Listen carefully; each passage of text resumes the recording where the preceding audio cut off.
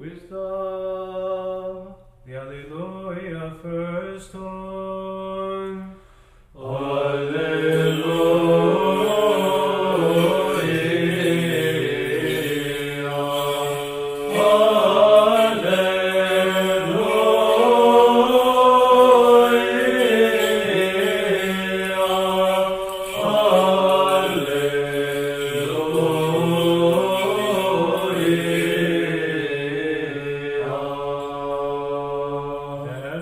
Confess thy wonders, O Lord, and thy truth in the congregation.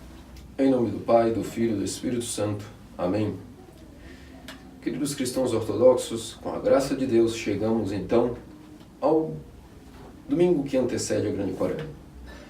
Por algumas semanas viemos então preparando-nos com as orientações de nossa Mãe Igreja para que sejamos então, finalmente agora, enviados por ela com um beijo na testa, como unção do óleo, para que possamos então caminhar 40 dias para um momento de reflexão sobre as nossas vidas, mas não só uma mera reflexão, não apenas algo relacionado a revermos as nossas condutas, mas mais do que isso, profundamente, o que nos foi ensinado até o dia de hoje foi como nos prepararmos e agora aproveitarmos aquilo que é o momento anual, a temporada do jejum, não só de jejum, mas de oração incessante e também de abstinência e todo tipo de caridade que nos for possível realizar. Para quê? Para que através disso, adquirindo, através desses meios, o fim que é o arrependimento, possamos chegar jubilosamente na Santa Páscoa, limpos, com olhos espirituais limpos e purificados para conseguir visualizar os grandes mistérios da ressurreição salvífica de Cristo após a sua morte, sepultamento e, enfim, ressurreição. Este é o objetivo número 1 da Quaresma. Nisso nós ganhamos, como que de bônus, uma outra preparação, a preparação para a vida eterna. Ou seja, para a Páscoa eterna, a Páscoa das Páscoas, que será justamente a nossa vida eterna com Deus. E nisso nós viemos aprendendo, como muito bem explica São Teófano Recluso, que no primeiro domingo do Triódio, domingo do Publicano e Fariseu, nós tivemos então o chamado inicial ao arrependimento. Ainda que na teofania, ainda que nos domingos após a teofania, nós viemos falando de temas a respeito do arrependimento profundamente.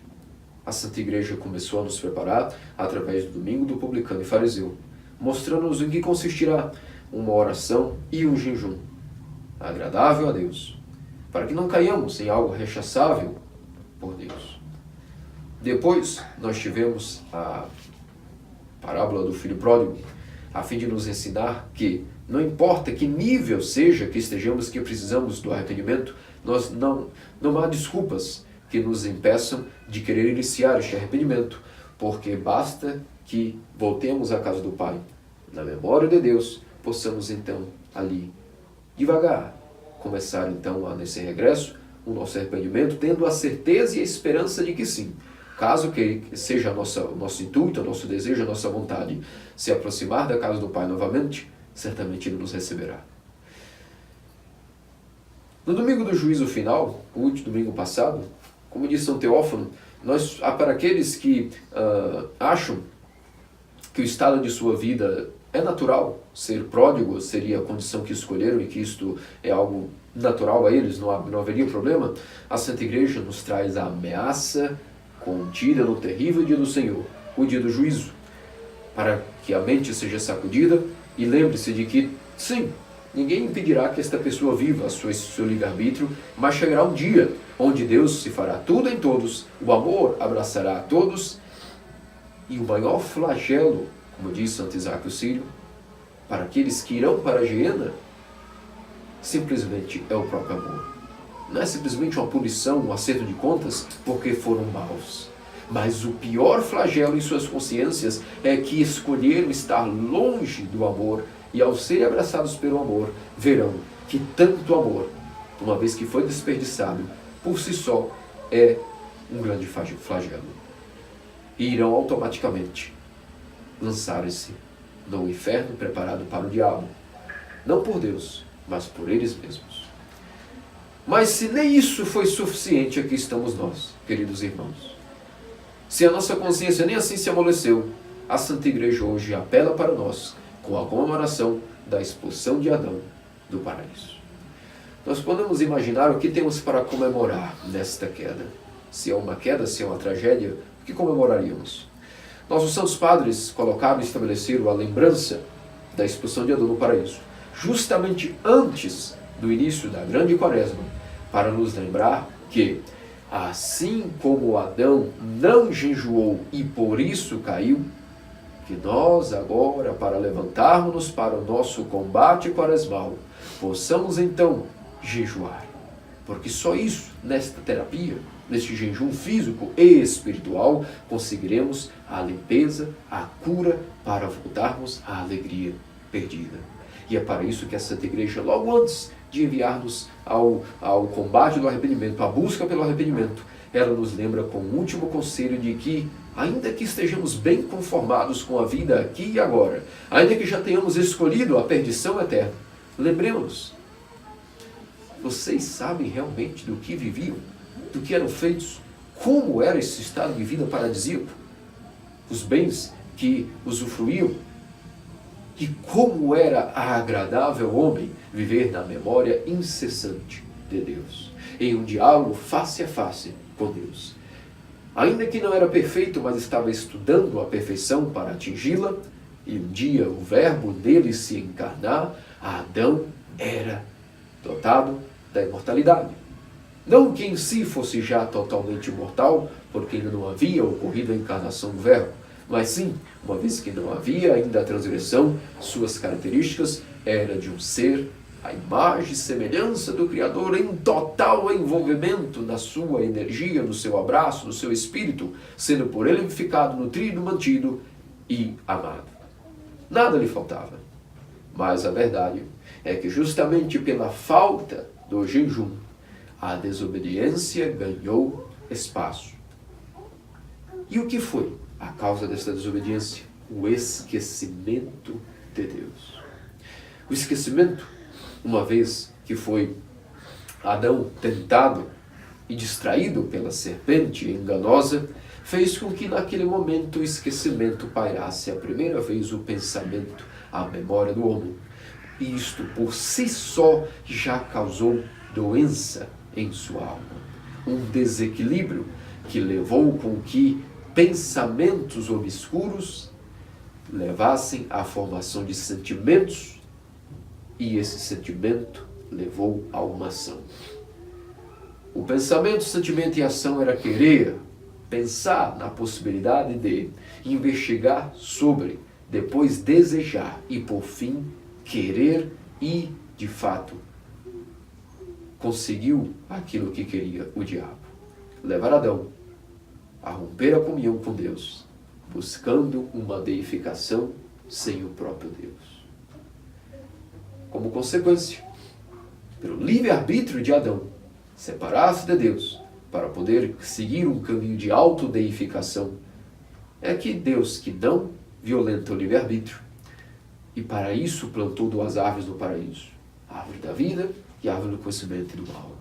Como todos são nossos santos padres nos explicam, como São Gregório teólogo, Adão foi plantado no paraíso no meio de duas árvores, sendo ainda para ser testado, porque todo o amor requer um teste. E o teste é que Adão foi criado no paraíso, entre a corruptibilidade e a incorruptibilidade, entre a vida imortal e a vida mortal, para que lá não tendesse o seu livre-arbítrio, a sua vontade, a sua decisão, ele seguiria. Afinal de contas, foi feito o rei da criação. E com o tempo, no teste, não tendo passado neste teste, porque ainda era um iniciado, um menino inexperiente a respeito daquilo que servia como um estudo da natureza divina, a qual Deus, como diz nossos santos padres, São Clemente de Alexandria, a árvore da vida imortal, era senão o próprio Cristo, aquele Verbo de Deus, que um dia iria se tornar-se corpo e sangue para nós, mas que no paraíso mantinha Adão. Estava sendo preparado para tender àquela imortalidade, para a encarnação de Deus em Adão, caso fosse testado e aprovado. A outra árvore significava o conhecimento do bem e do mal, onde o diabo, que é o pai da mentira, sempre a sua antiteologia.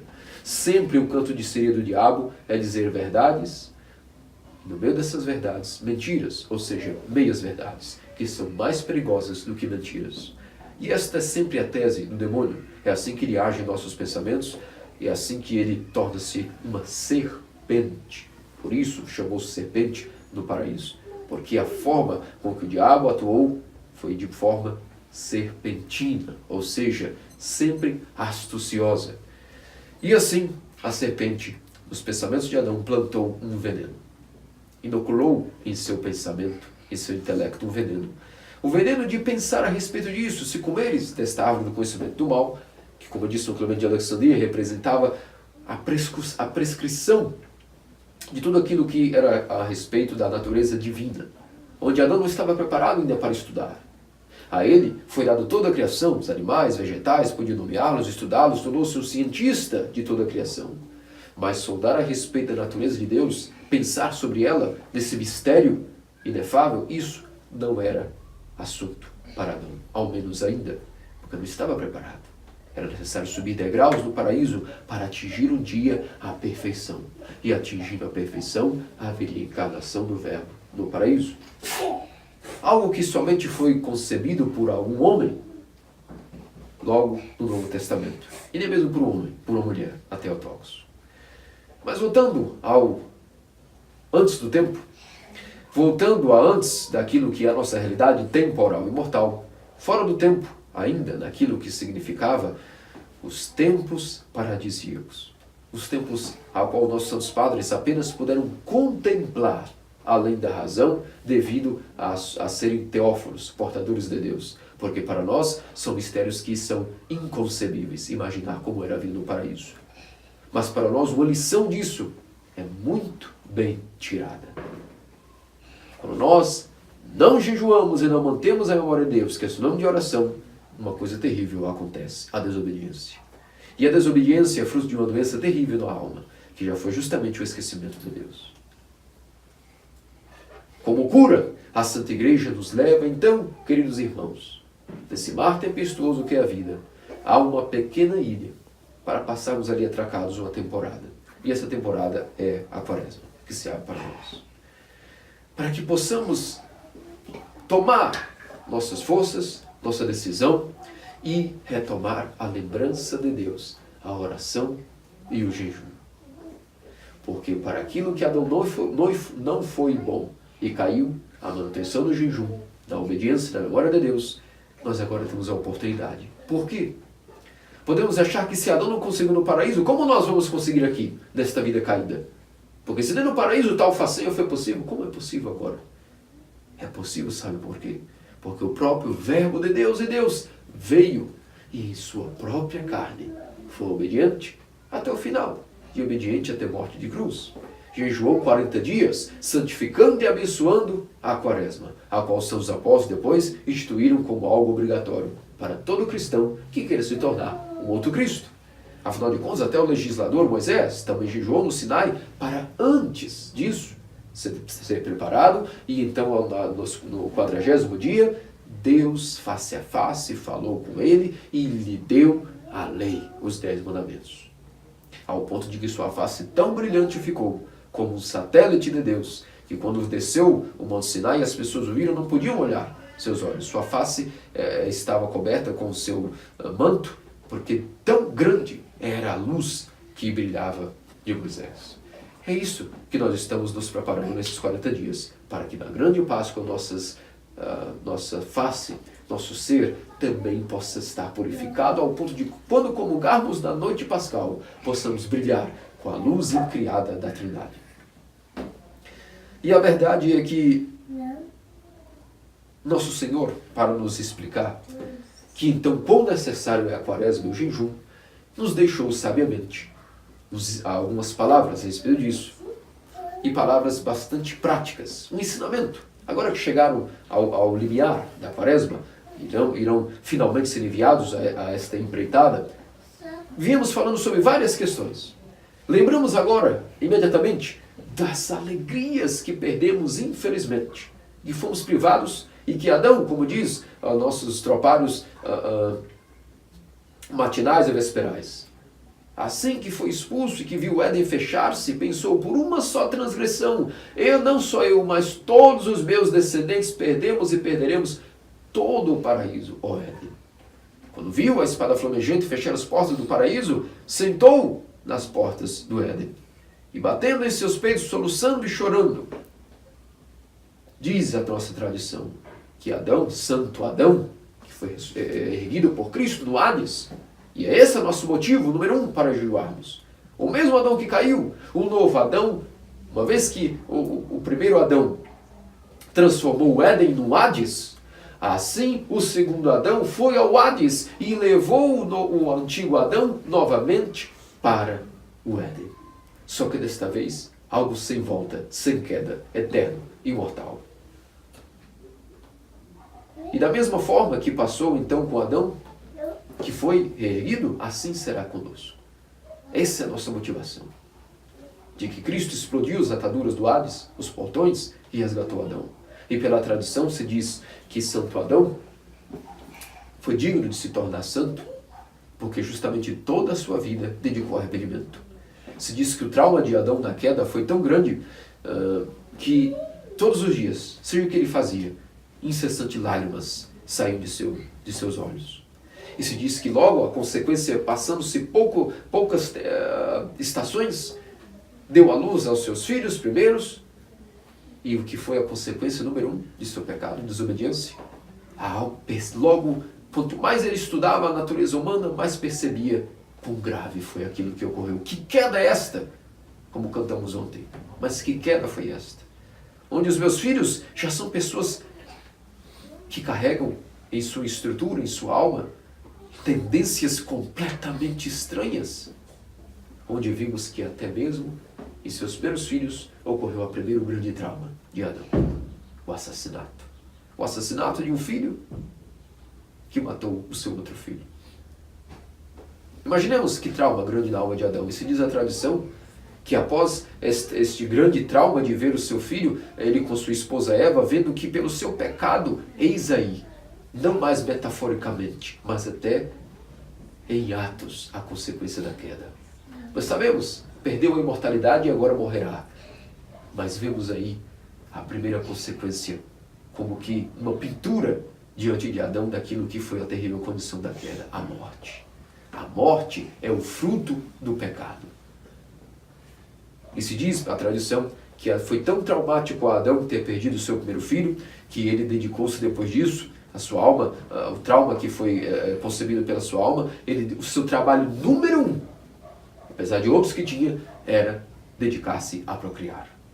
Era isso que Adão tentava, como sua alma de pai humano, expulso do paraíso, traumatizado, pensava, se todos aqui vamos ter esse destino, se essa é a grande natureza do homem agora, a natureza pecaminosa e assassina, fraudulenta, egoísta, longe de tudo aquilo que foi criado no Éden, o que eu posso fazer agora é procriar.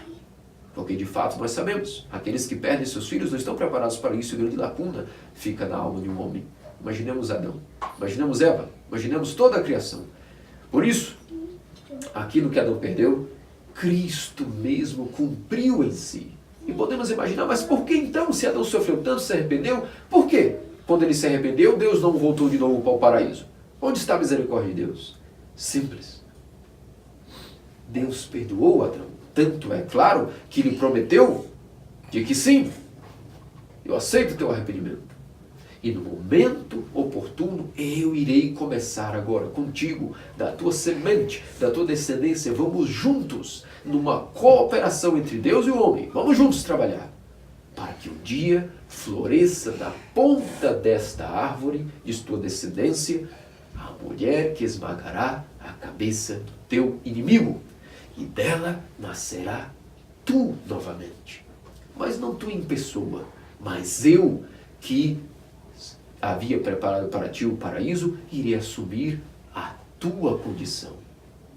E assim nós vemos na iconografia, que quando vemos a figura de Adão e Cristo, é como se fosse exteriormente a mesma pessoa, ainda que um era a criação e o outro é criador. Vejamos o grande sistema da salvação de Deus, de amor infinito para nós. E por isso devemos responder a esse amor. E aí podemos nos perguntar, e por que Adão não voltou então ao paraíso? Porque não havia mais condição natural da natureza humana caída para que voltasse à eternidade. O arrependimento foi atendido, o perdão foi concedido, mas e a natureza? Necessitava de um estado restaurado para que pudesse viver no paraíso. Até porque, o que acontece na prática? Se alguém com a natureza imortal e pecaminosa é colocado na eternidade, ele pecará a eternidade inteira e isso seria terrível. Por isso, a própria expulsão do Éden é um ato de amor de Deus para que o homem com a sua natureza já destroçada e doente não passasse a eternidade pecando, mas agora o tempo de vida que resta a cada homem antes da morte é para que possa preparar-se para o arrependimento.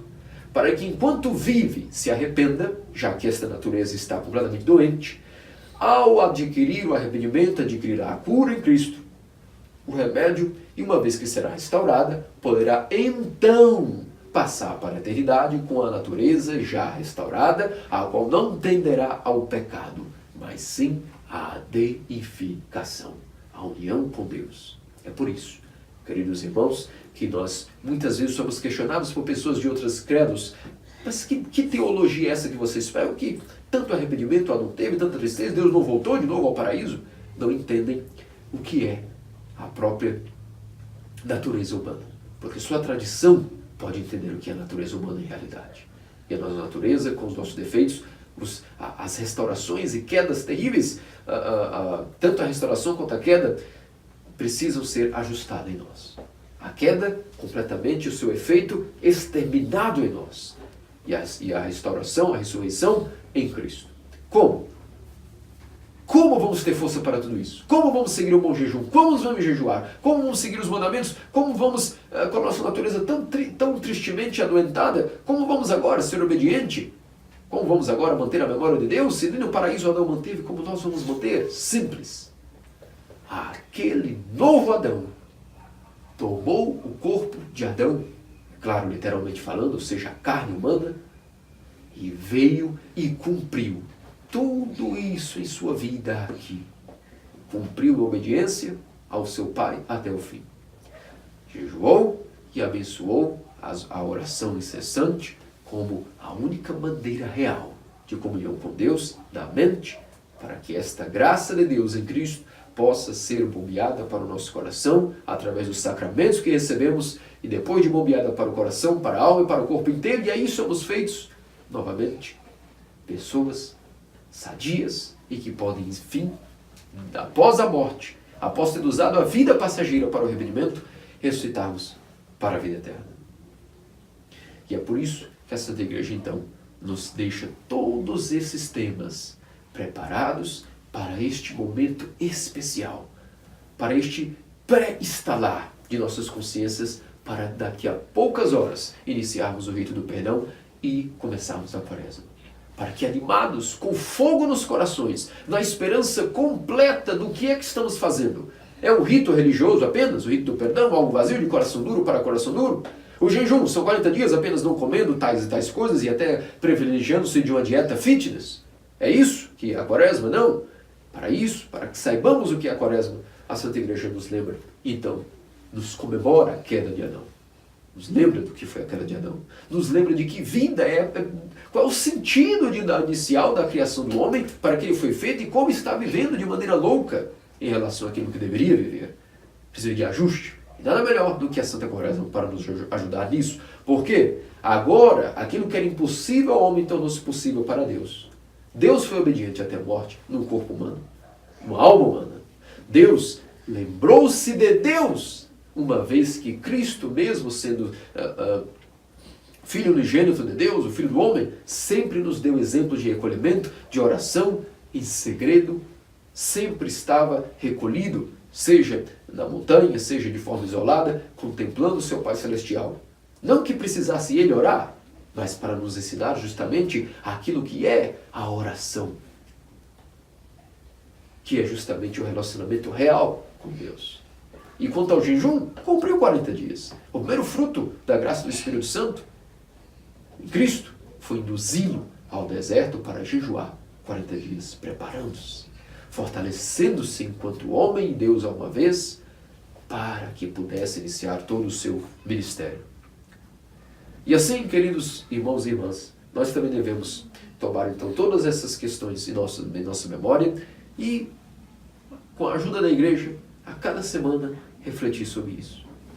Se a nossa quaresma for assim, será rica, será frutos de arrependimento. E por fim, no Evangelho preparado para hoje, Nosso Senhor nos explica em que consiste então. Agora que chegamos a um acordo entre eu e suas consciências, eu que sou o vosso Deus, que preparei a igreja para vós, o Cristo mesmo, agora, queridos filhinhos, vamos lá ver como faremos então na prática para passarmos as temporadas juntos. A força já está resolvida, não questione, eu vos darei a força. Porque comungando no meu corpo e sangue, mais vezes durante a quaresma, terás mais comunhão comigo, mais força para cumprir tudo isso, para que a cura seja adiantada e efetiva. Mas vamos agora para questões técnicas, digamos assim. Como devemos então ter o início deste jejum? A primeira questão que o Evangelho nos traz é, se o objetivo da quaresma é a limpeza, como nós vamos iniciar isso? Sendo como hipócritas. Porque os hipócritas, além de fazerem o mal jejuam com o coração duro e cheio de peso para com o irmão. Por isso a primeira questão é, se o objetivo da quaresma é chegar ao perdão de Deus, à purificação de Deus, como podemos ser hipócritas? E como se diz, cara lavada, em não antes perdoarmos o nosso próximo. Porque se pode parecer impossível para Deus perdoar a nós, para Ele, isso é possível.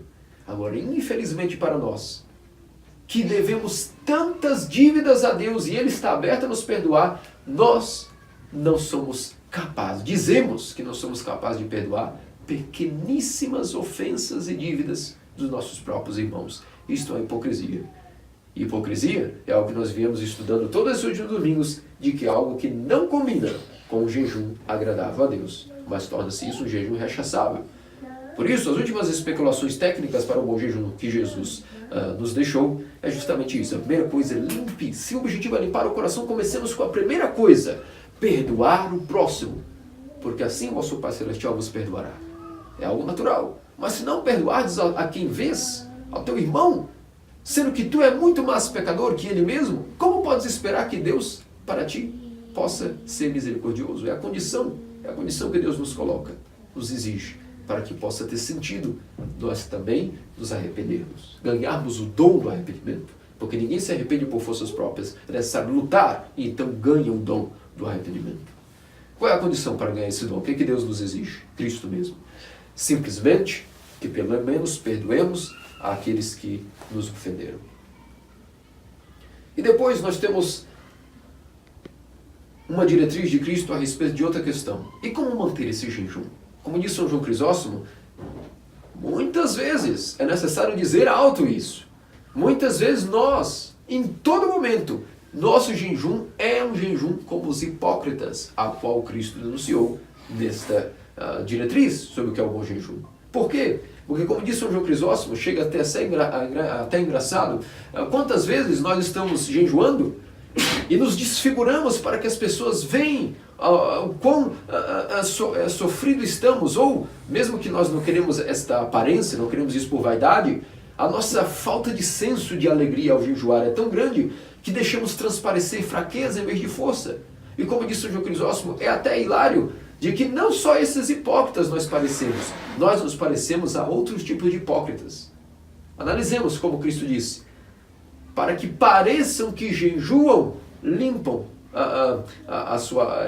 desfiguram a sua face com um tipo de maquiagens, para que pareçam pálidos. Vejam, para que pareça que jejuam. O que significa isso? Como disse São João Crisóstomo, atentemos à dupla hipocrisia. Há aqueles que nem jejuam, nunca jejuaram, e mesmo não mantendo o jejum, desfiguram suas faces para que pareça aos outros que estão jejuando. E este, muitas vezes, pode ser o nosso estado. Quem não é obediente à igreja já não está cumprindo o mínimo que é a condição para o arrependimento, para a cura. Todo tratamento requer força. E para ter essa força, esse esforço, a igreja nos impõe uma condição: o perdão e a obediência. Para que sejamos, então, feitos após uma terapia, o hábito da obediência seja algo que penetre a nossa alma. E que obediência é essa? Jejuar. Jejuar porque a origem da queda foi a glutonaria de Adão, que não jejuou, não foi obediente. Obediência e jejum andam juntos. E isso causa toda uma mudança psicossomática e espiritual dentro de nosso ser. A igreja sabe tudo, é um hospital perfeitamente preparado para aqueles que a fundaram, sendo Cristo e os seus sucessores, que são médicos experientes e sabem o que fazem. Por isso, sejamos obedientes. Jejuemos de maneira alegre, com alegria, sabendo que isso é necessário para nós. Não são os outros que precisam jejuar. Nós é que somos doentes e pecadores. No começo desta fila de pecadores, o primeiro dos pecadores somos nós mesmos. Por isso, nós é que precisamos de jejum. Aproveitemos com alegria que finalmente temos a oportunidade da cura. E em último lugar, nos diz a respeito de como orar. Nós devemos orar de maneira que não devemos nos vangloriar a respeito se oramos ou não oramos, mas devemos oferecer a oração no coração que o nosso Pai Celestial sabe e vê aquilo que está em segredo. Ou seja, uma oração em jejum humildes, focando no nosso arrependimento e não em aparecer, ou seja, não só em não aparecer. Todas essas diretrizes de como jejuar e orar, e como oferecer uma obediência a Deus, é simplesmente para que, sabedoria, estejam atentos, não deixem que qualquer outro tipo de atenção, além do arrependimento, seja uma distração para vós a respeito de como levar o jejum e a oração. Em resumo é isso, não se distraiam. Nem pelo jejum, nem pela fome, nem por querer aparecer que estão fracos ou sadios, ou que jejuam ou não jejuam. Orem em segredo, jejuem com alegria, não demonstrem nenhuma consequência deste jejum para os outros, para que não seja motivo nem de descrença dos outros, que irão ver que coisa terrível esse jejum, enfraquece a pessoa em vez de deixá-la melhor, mais bem-humorada, mais feliz, mais mansa, mais tranquila, está ficando vaidosa, está ficando irada, ranzinza por não estar comendo. Então isso não tem efeito e as pessoas estão certas quando nos apontam. Estamos chamando, em outras palavras, hipócritas. Eu não vou conseguir esse jejum de vossa igreja porque vejo que isso vos deixa pior e não melhor. Por isso, para que nada disso nos distraia, a Santa Igreja nos avisa de antemão. Sabedoria, tranquilidade, humildade. Sabemos que haverão tentações, haverá fome, haverá picadas de fome na cabeça, no estômago, mas isso não interessa. O arrependimento é o foco. Olhar para si mesmo. E nisso veremos sempre, se formos sinceros, sempre olhando para o nosso coração, veremos o porquê devemos continuar mais um dia de jejum, mais um dia de oração, mais um dia de prostração, mais um dia de perdão, para adquirir o perdão de Deus. O arrependimento que será dado como dom àqueles que forem fiéis combatentes neste dia. E por fim, uma outra característica, porque se o jejum fosse apenas questão de comer ou não comer, se fosse apenas obediência, não é apenas a obediência que nós precisamos de cura neste requisito, mas também de tornar-nos semelhantes ao Pai Celestial. E aí encerra-se como, qual é a outra característica do jejum? As esmolas. As esmolas, a misericórdia, como víamos falando, porque o nosso Pai Celestial é misericordioso. E além de estar não fazendo certas coisas, afastando-nos do mal, jejuando do pecado, de uma língua ladina, de paixões, de vícios, não só de comida, nós devemos, além de afastar-nos do mal, como diz o salmista, automaticamente fazer o bem. Afaste do mal e então faz o bem. E que bem devemos fazer? O bem ao próximo. O fruto de perdoarmos ao irmão é imediatamente fazemos bem a esse irmão, ele merecendo ou não. E por isso devemos dar a Cristo, ungir com esmola a Cristo. Como ungimos Cristo com esmola? Como vimos no domingo do juízo final, domingo passado. Se fizerdes todos esses bens a um desses pequeninos, foi a mim que o fizestes. Por isso queremos então cura efetiva, com a comunhão mais frequente, com mais serviços na igreja, com mais prostrações, mais oração. Passamos algo que irá coroar tudo isso, de maneira que até irá, para nós mesmos, é um benefício, porque tira essa questão farisaica de o jejum ser apenas prescrições de o que fazer ou não fazer, dieta e lista de alimentos que vamos ao supermercado, compramos ou não compramos. Não, além disso, o que caracteriza o coroamento de um bom jejum? Que nos ajudará na humildade e até numa felicidade estar jejuando. A esmola, a caridade, significa fazer o bem máximo que podemos. A quaresma é um tempo de visitar hospitais, de visitar os doentes, de procurarmos estar vendo o que nossos irmãos, o que as pessoas ao nosso redor precisam, que podemos ajudar. Sendo assim, minimamente, que ao menos não infernizemos a vida daqueles que estão ao nosso redor. Que nos recolhamos, que baixemos a bola. Porque todo homem que está jejuando, ele está lutando contra si mesmo. Ele está matando o seu homem velho, o seu Adão pecaminoso. E toda vez que alguém está não comendo, está sendo asfixiado pela oração, uma vez que os pensamentos não estão podendo entrar devido à oração, o que acontece com a pessoa doente que está sendo asfixiada para morrer de vez? Ela se debate, ela chicaneia e não nos enganemos. É um período de muitas tentações. Mas sabedoria, estejamos atentos, já sabemos isso. Vamos agora ser espertos com as prescrições de nosso Senhor. Vamos dar tudo aquilo que o diabo não gosta.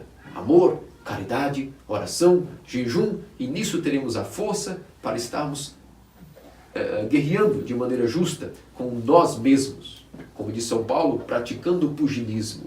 Contra quem? Contra nós mesmos. Para que possamos então nisso, a graça de Deus, vendo que o fruto disso será a humildade e a limpeza do coração, Ele irá derramar gotas de perdão, de misericórdia, de consolos, e nós vamos chegar até a Páscoa purificados, com olhos espirituais limpos, capazes de ver a alegria da ressurreição de Cristo.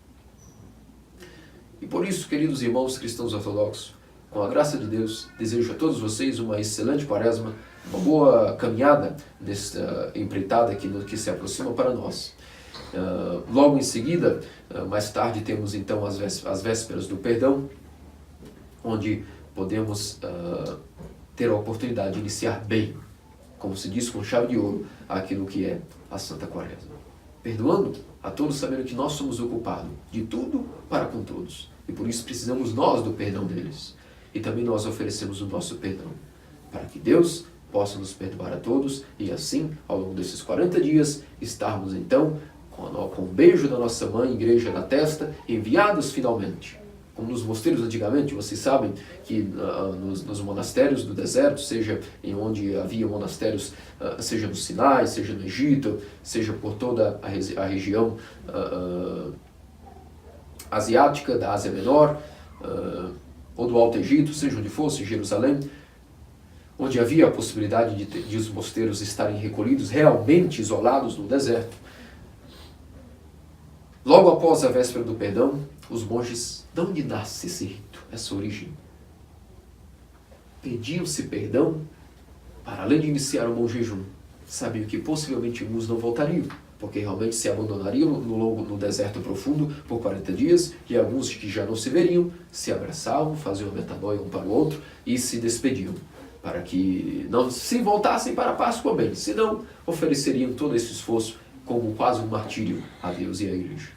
E faziam, depois do rito do perdão, a última refeição do Catolicon, e se dirigiam então com a missa do abade para a sua empreitada. Assim que seja também para nós. Com sincero perdão, vamos então agora nas portas do arrependimento, deste combate, desta arena contra nós mesmos, e o demônio, e seus pensamentos, e suas tentações, e sua doença. Vamos terminar todo este mal, pedindo as orações da Santíssima Theotokos, que nos abençoe, nos proteja e nos acompanhe nesse jejum, como também nossos padroeiros celestiais, nossos amigos, nossos pais espirituais. E desde já, eu, miserável diácono Joaquim, também peço perdão a vocês por tudo que possa ter ofendido, com pensamentos, a palavras, a consciente ou inconscientemente. Que Deus nos perdoe a todos e também a mim, pecador. Em nome do Pai, do Filho e do Espírito Santo. Amém. Amém.